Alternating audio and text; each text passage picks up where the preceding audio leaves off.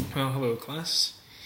So, this week's topic addresses dealing with difficult parents. The specific example they give us is visual arts.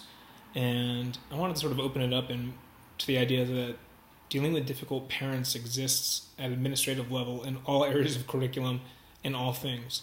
Um, as most of you know at this point, children are difficult with their children. It's easy to understand. But the hardest part about being an administrator in any school, I believe, is dealing with the parents and often the unrealistic expectations of parents. And also, just thinking about the fact that as parents, as dealing with parents, you are dealing with what is the most valuable thing in these parents' lives. So you don't even often get rational responses from parents. Um, in the discussion board, you've already written some things that are really important. Like, I try not to fight with parents. Of course, we try not to fight with parents. Obviously, we need to stand our ground first and foremost, but we also need to listen with an empathetic ear. And if we understand the idea that parents probably aren't out there trying to get us, but they really are just concerned about their children. When it comes to curriculum and academics, also keep in mind that we as Montessorians are trying to deliver something to them and deliver it in such a way that is foreign to them. Most parents are not familiar with Montessori, so essentially we're trying to convince them that what we are doing, which is different than anything they know and different than what most people understand, is not only going to prepare them to be equally successful, but in often cases we're trying to prepare them and have them understand that not only are they going to be equally successful, but they're going to be more successful. If we think about how important it is for parents to understand this for private schools, I always think about the idea that we are actually trying to sell parents an experience or an experience with the children that they can get for free.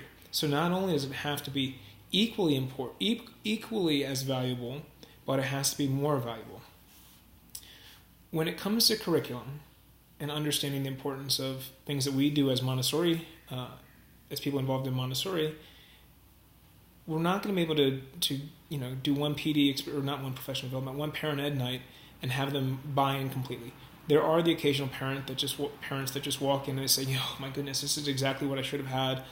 This is what education should look like."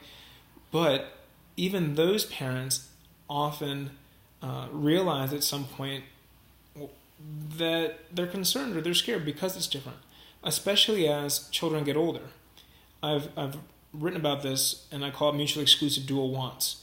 Parents want their children to not be stressed out. They want their children to enjoy life and live balanced lives, but especially as children get older, and parents can't help but think about that pressure of, are my children going to be prepared for college? Are they going to get into college? How do they compare to other students?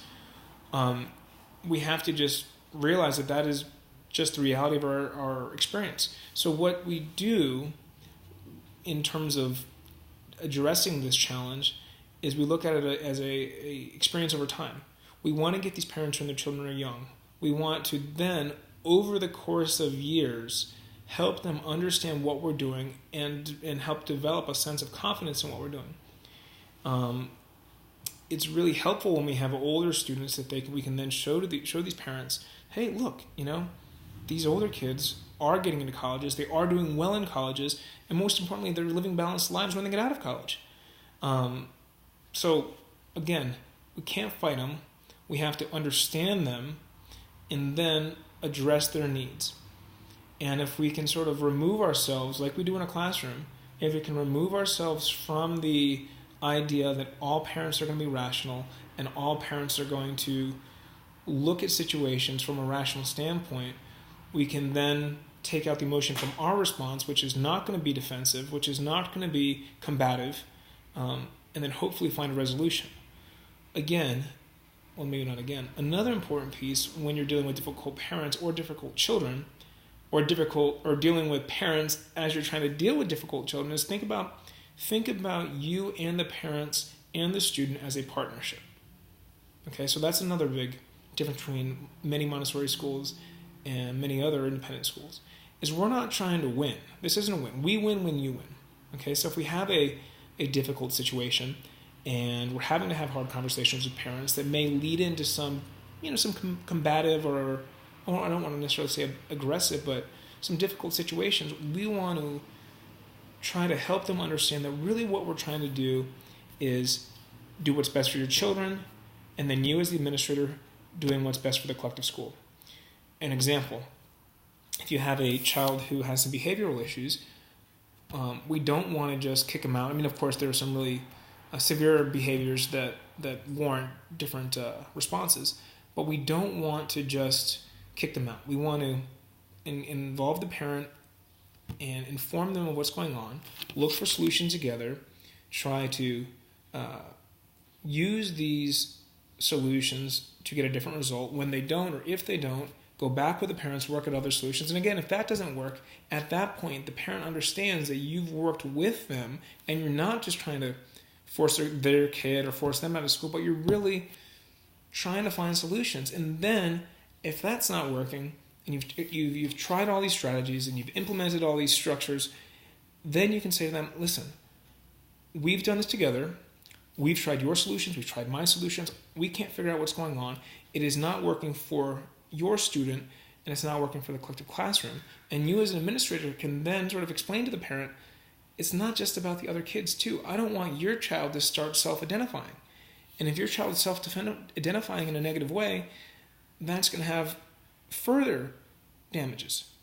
So when you have to say to them after you've tried everything that we think you ought to try a different place, yeah, maybe they're going to be disappointed, but they should understand.